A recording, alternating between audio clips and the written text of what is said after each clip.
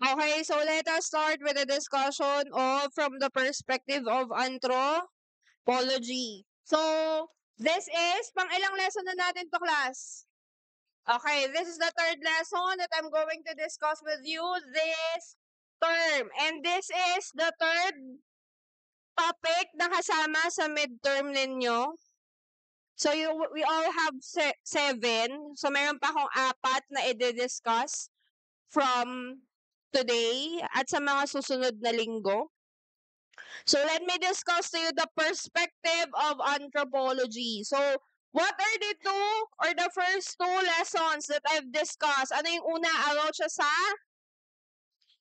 philosophy, and the second one is about sociology. If philosophy is about knowledge and experience of a philosopher, how about sociology? What does it about? Okay, it's about society and the influences of people around us. So now, let us talk about or let us discuss anthropology. Okay. So sa anthropology po, ang origin or kung ang origin ng philosophy ay ano? Okay, it came from the Greek word philosophia, but what does that mean? Okay, love of wisdom, while sociology came from what words?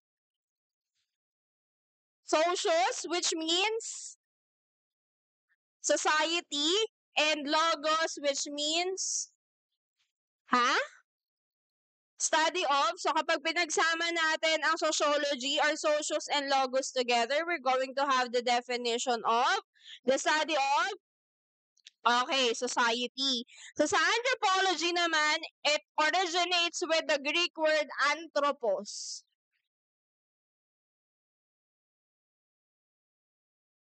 which means humankind or mankind. And it came from the word logos or logia, which means study of or study. So as tinatawag din natin tong science. So, if we discuss these two, anthropology or anthropos and logos, kapag pinagsama natin sila, makakabuo tayo ng word na anthropology, and we're going to have the definition of the study of humankind. And at the end of this lesson is you should be able to explain how culture affects and shape one's identity, examine your sense of self and disposition so as to reflect your identity as part of a culture. Okay, so what is anthropology? Anthropology is a field of social science that focuses on the study of man. Sino po yung man na tinutukoy dito? Very good. Tayo. So you have to remember that when we are talking about anthropology, we are also pertaining to not only one aspect or not only on your social aspect. Kasi sa sociology, ang pinaka-tinitingnan natin dito or pinaka-pinag-aaralan is yung social environment at saka yung how we blend as one as part of a society. Sa anthropology is it studies us, tayo mismo, as tao, yung biological entities natin, no? Yung biological substances natin as an individual. So as kasama din dito yung environment natin. Environment in a sense na hindi people ang pinag-uusapan, ha? Environment in a sense na yung mga nararamdaman nyo sa paligid ninyo. Okay? So, next, number 3, looks into the man's physical, biological characteristics, his social influences, and relationship that influences his culture. So, ibig sabihin, isa sa tinitingnan ng anthropologist is your physical and biological characteristics as an individual at paano ito nakakatulong sa atin, enable for us to learn more about ourselves so as our culture. Okay? So, question about anthropology.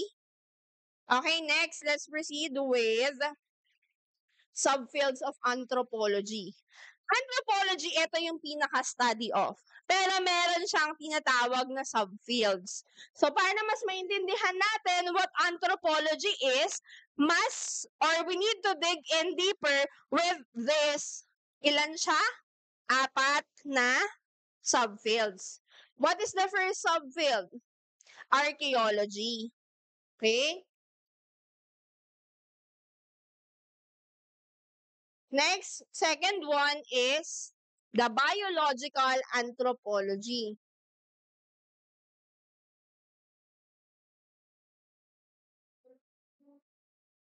Next, after biological anthropology, we have linguistic anthropology.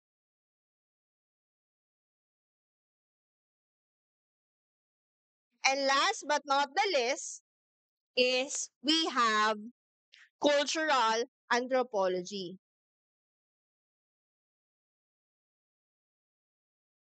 Okay, so what are the 4 subfields again of anthropology? We have number 1. Next. Okay, next. And next one is last okay, very good. So those are the 4 subfields of anthropology. So let us jump in with archaeology. Are you familiar with artifacts? Okay. Ano po yung mga artifacts, class? Artifacts muna, be. Artifacts po is eto yung mga ginamit before ng ating mga ninuno na gamit. Kaya siya tinawag na artifacts kasi matagal na siyang ginamit. At the same time, is it made our ancestor lives easier. Okay? So, as yung mga fossils po, is yun po yung mga labi ng isang hindi lang human being, pero yung may buhay sila before, pwede siyang fossilized remain ng isang hayop, ng isang halaman, ng isang bacteria, ng isang tao.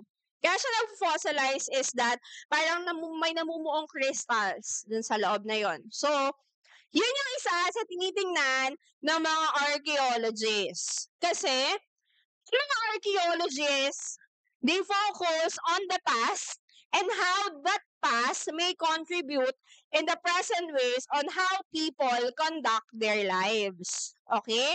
And isa sa tinitingnan ng mga archaeology is that bakit until now people still survives? Bakit tayo nagsusurvive pa din until now? Ano kaya ang sa tingin ninyo? Okay, we are able to adapt. Ano pa aside from we are able to adapt? Ano? Reproduce? Yes, another one. Pero di ba ang mga dinosaur nakapag-reproduce naman sila, pero bakit na-extinct na sila until now? Dahil sa meteor, pero hindi nasama ang tao? Another one, kasi tayong mga tao, we are always having a ways to survive.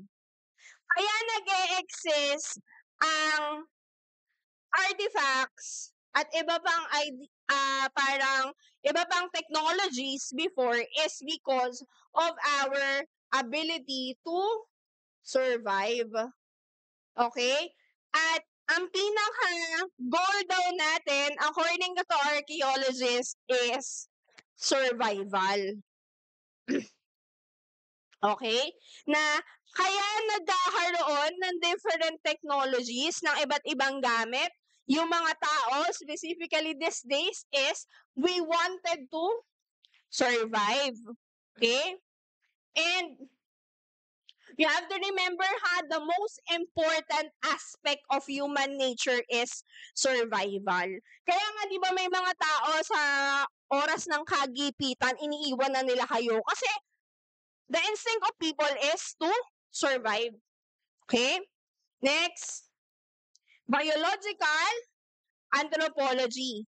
In biological anthropology, its primary focus is how we adapt in different earth environments.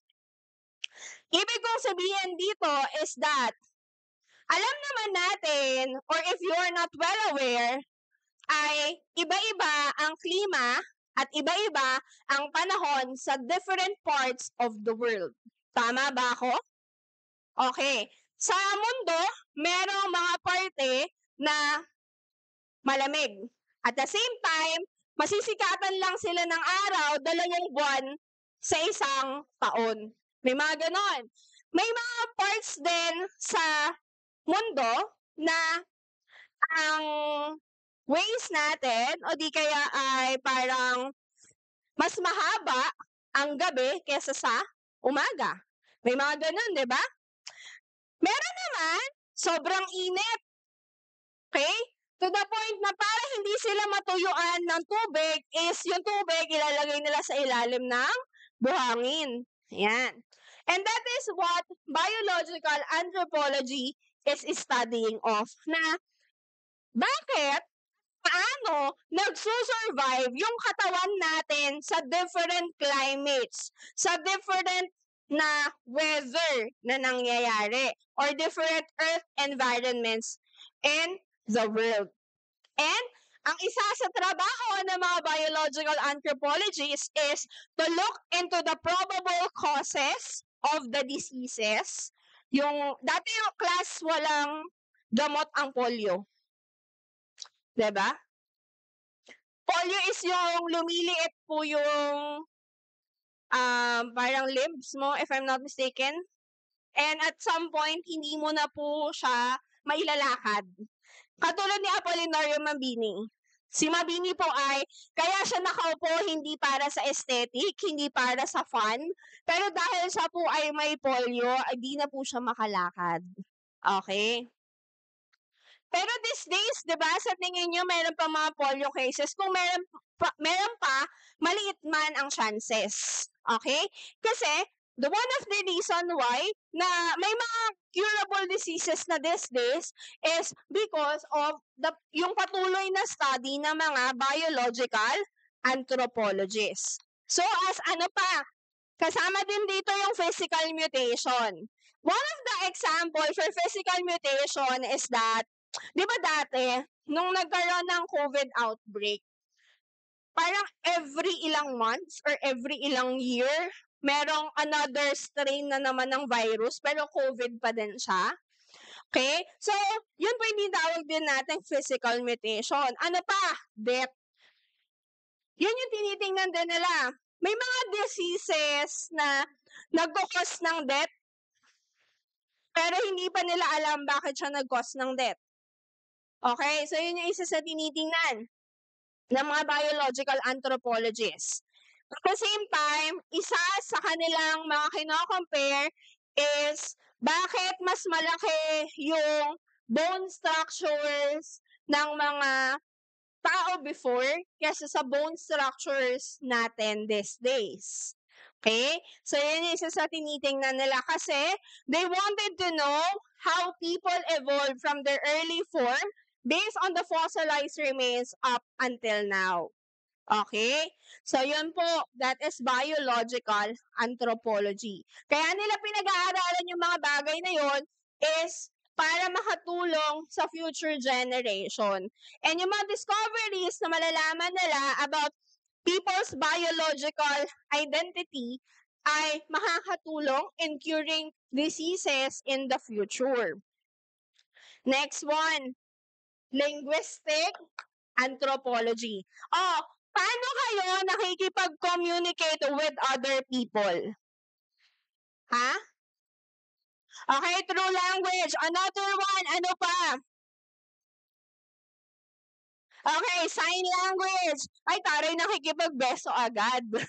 Okay, so sign language. And ang tawag doon is that we communicate kasi. And one of the reasons why tayo ay nagsusurvive is marunong tayo ng tinatawag nating communication.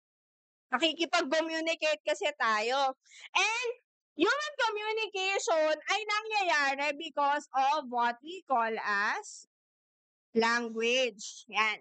Ang language class, pwede siya yung sinasalita, pwede siya na as a symbol, pwede siyang as a sign, okay? Pwede din siyang body language, pwede siyang writings, pwede siyang sounds, ano pa? Okay. And usually, yung mga language na meron tayo reflects our culture. O sige nga, sabihin natin, kunwari, nasa ibang bansa kayo. I don't know if you're familiar with the trend. Medyo, ano nga lang siya, medyo bastos or bad words nga lang siya. Nakita ko lang sa TikTok, parang nitong ilang months ago lang siya. So parang ang trend is, how do you know that there is a Filipino in the area? Tapos, minsan ang gagawin nila, it's either sisigaw sila ng something that is medyo bastos in Filipino. Oo. Tapos meron din, ang iba, ang ginagawa nila, nagmumura sila within the crowd. Ayan. Tapos pag may lumingon, ibig sabihin, naintindihan nila kung ano yung word na yun. Okay? So that is how language works kasi, class. Diba? It deems us to communicate with other people. Okay? So as language is also a reflection of our culture. Kasi, so, yung part ng brain natin that is responsible for communication and language is tinatawag po nating Wernicke's area. Medyo nasa taas po siya ng iyong hypothalamus. Okay? So,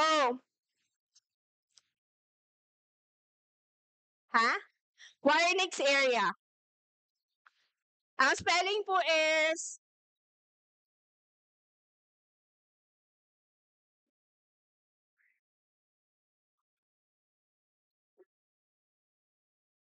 okay, next. The brains come equipped with specialized areas specifically for the purpose of communication. Kaya nga po, nakakaya din natin makipag-communicate with other people is that is because of the language that our brain produces. So, ano ba yung purpose ng language? Minsan chismis, di ba? Minsan pagkakaroon ng information. At some point din kasi, tayong mga Pilipino is known as multilingual or bilingual. Kasi hindi lang po isa ang ating language na sinasalita. Minsan, yung iba tatlo, yung iba dalawa. Pinakamababa na dalawa. 'Di ba? Kasi ang parang pinaka-general na language sa Philippines is Tagalog. Pero the universal language among the world is English. So that's why usually na naiintindihan ng brains ng mga Pilipino ay dalawang language. Okay? And in linguistic anthropology, ang isa sa focus ng mga linguistic anthropologists is to discover how social interaction in the world around us is able to communicate with each other ng kahit hindi tayo gumamit ng language. O di kaya ay they wanted to know how the language and modes of communication may change over time.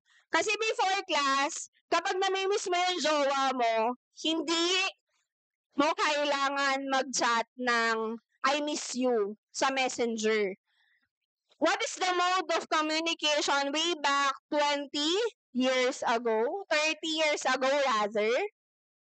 Okay, sulat, 'di ba? Na tipong halos isang buwan bago bumalik sa'yo yung reply. Okay?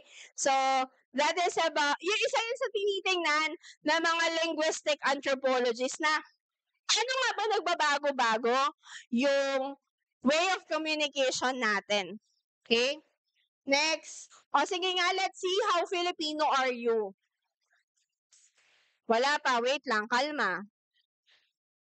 Okay. Let's see how Filipino are you. Meron akong mga questions na ibibigay sa inyo. So, ano natin, let's see kung kayo ba talaga ay Filipino. Ah.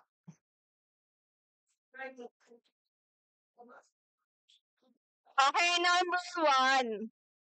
Can you live without eating rice? Yung tipong mga isang taon walang rice, walang kakanin. Ayan.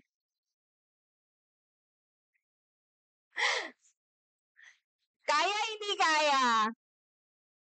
Okay, hindi kaya. Another one, another question. Wait lang.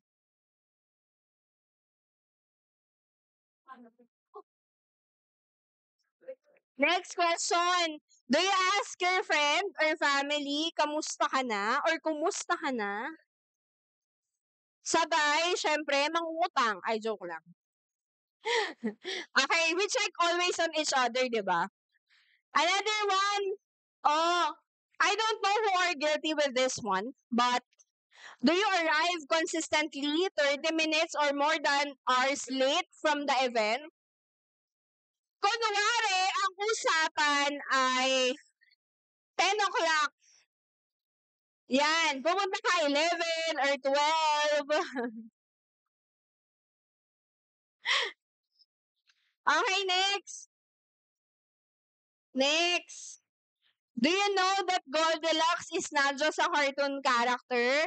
And Red Ribbon is not just an ordinary ribbon but has another meaning? Ay, sad, hindi kayo Pilipino, hindi nyo alam yun.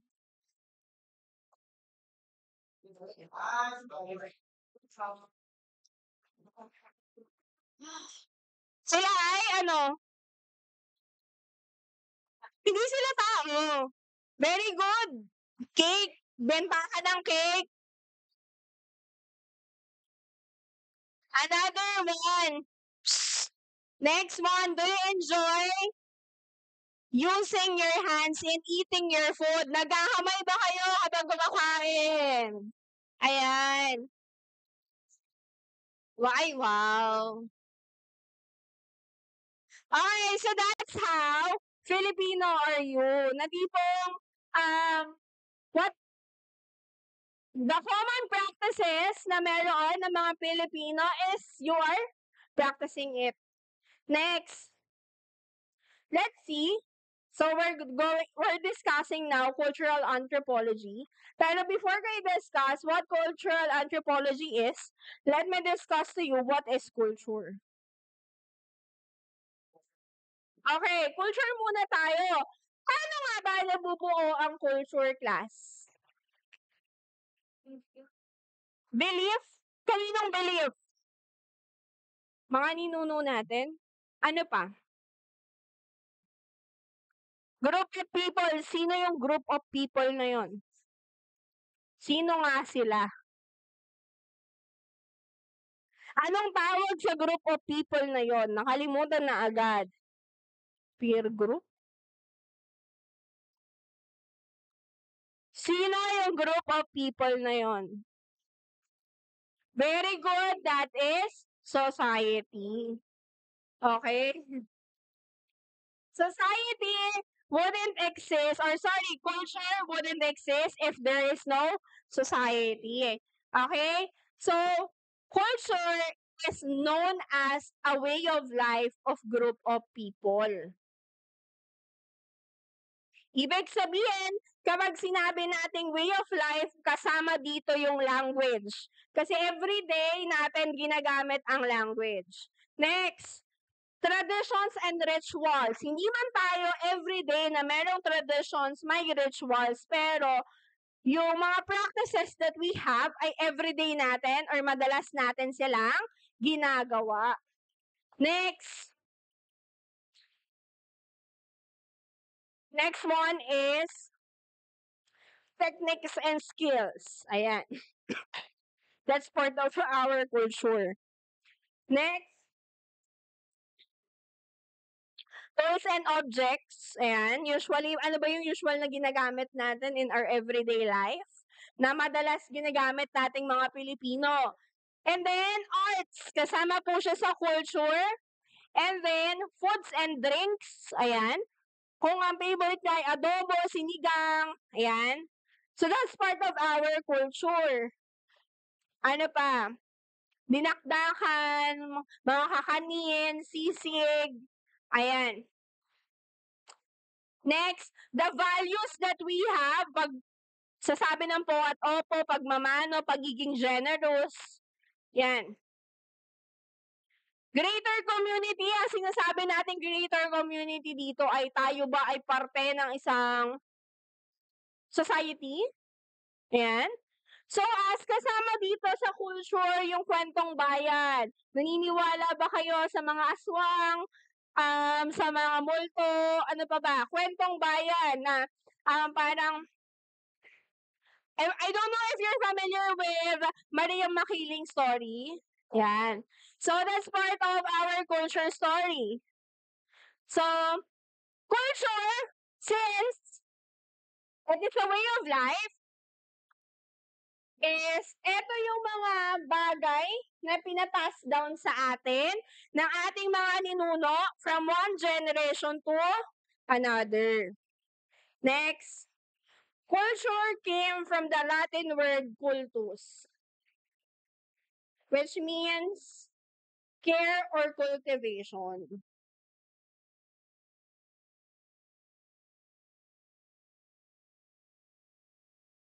And through culture, we create our own identity. And that identity defines who we are as a person. Okay? And meron tayong kinatawag, since nakakabuo tayo ng identity with culture, meron tayong tinatawag na cultural identity. Cultural identity refers to the identity of feeling of belongingness to a certain cultural group. O, ano ba ang cultural identity na meron kayo?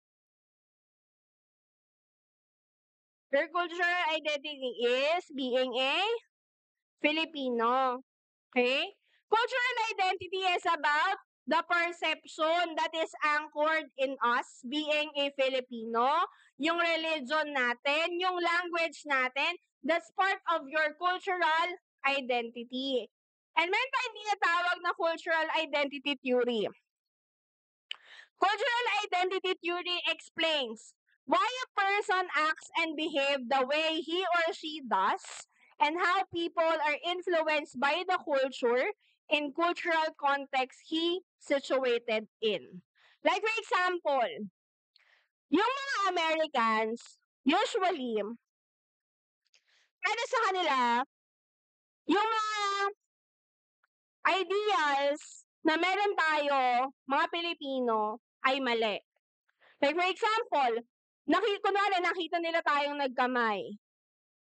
Since sa kanila, gumagamit sila ng spoon and fork or knives sa pagkain is iba yung magiging tingin nila sa ating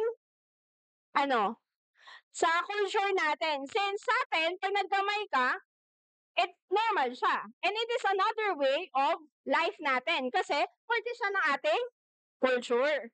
Okay? So, in cultural identity, ang layunin nito is to explain na hindi lahat ng culture pare-parehas. Hindi lahat ng culture, kaya sila nagbe-behave ng ganyan, is that yun yung tinuro sa kanila nung culture na meron sila. Next. Cultural anthropology deals with the study of culture and all of its aspects and uses methods, concept, and data of archaeology, ethnography, ethnology, folklore, linguistics, and the description of the analysis of the diverse people of the world. And cultural anthropology, specifically yung mga cultural anthropologists, is interesado sila in what makes this group of people or this culture unique with the other culture. And what is the way of life of this specific culture? Bakit sila nakakapag-survive in their everyday lives? Next, meron tayong tinatawag na theory of cultural relativism. From the word itself, relativism. Paiksiyan na lang natin na cultural relativism. Sabi dito, it is the view that ethical and social standards reflect the cultural context from which they are derived. And it suggests that one's cultures, values, beliefs, and social norms should not be judged through the lens of other culture. Kasi one of the goal of cultural relativism is for us to relate with other culture. Kaya nga siya tinatawag na relativism because we need to relate with that culture. Ibig sabihin is hindi porket tama doon sa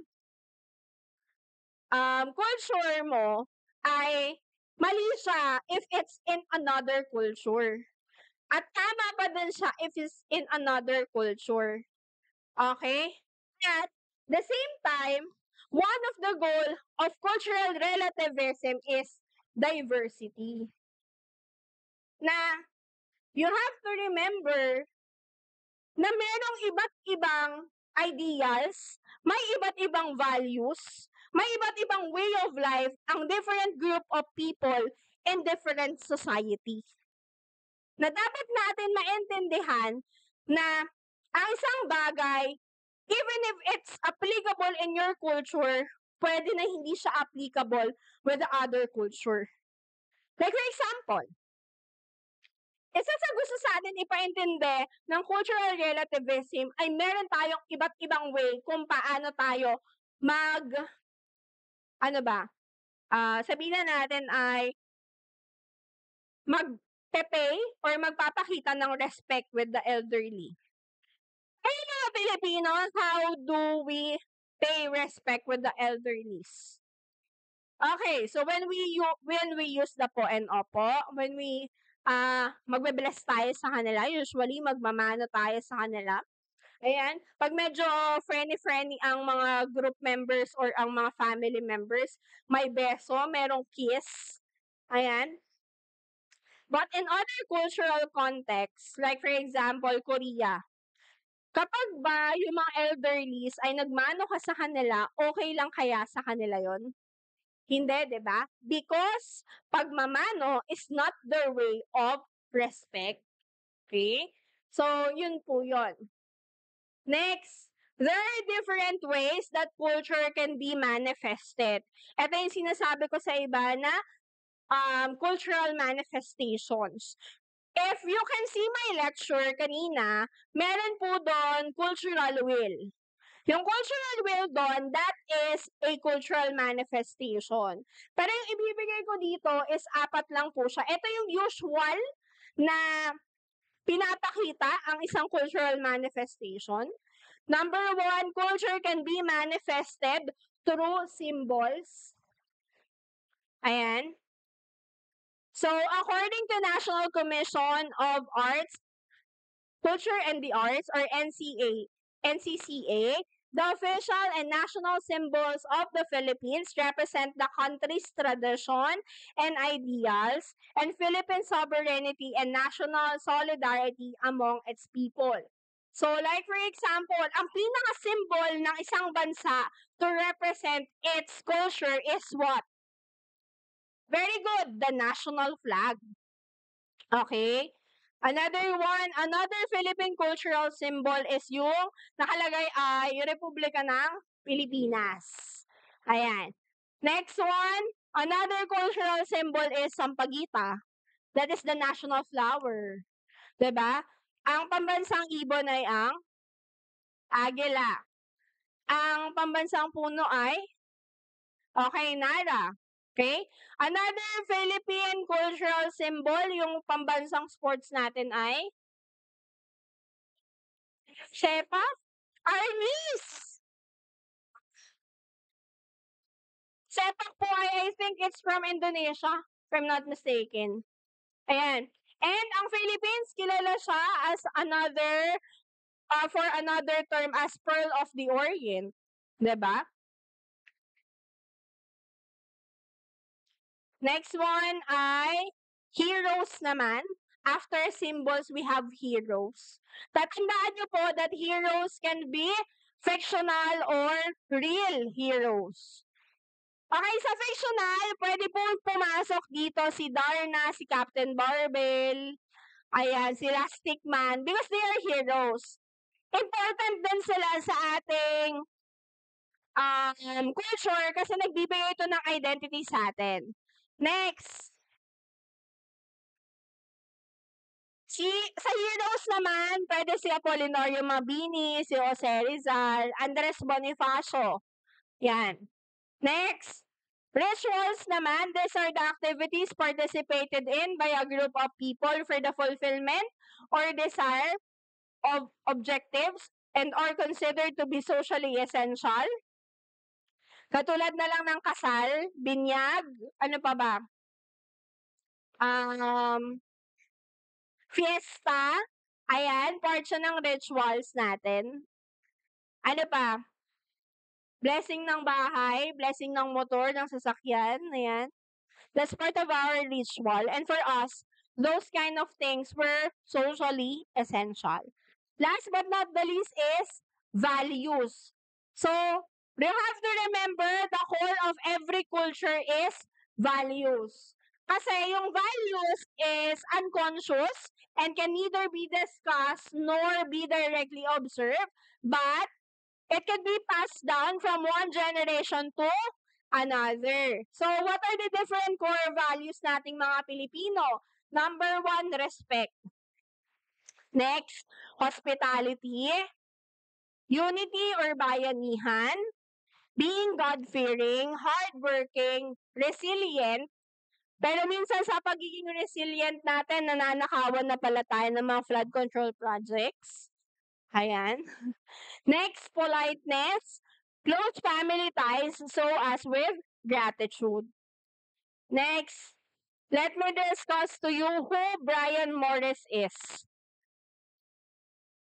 Brian Morris is Emeritus Professor of Anthropology and Goldsmith College at the University of London. He is a specialist on folk taxonomy, ethnobotany and ethnozoology, and on the religion of symbolism. He has carried out among the South Asian hunters and gatherers in Malawi. And para sa kanya, the heart of anthropology is we became socially aware or self-aware about ourselves because of our surroundings, because of our culture. Okay, so yun lang po. With that, do you have any question regarding my discussion? Clarifications. Violent actions. Meron pa? Okay po, kung wala na, be ready for a quiz 1 to 15.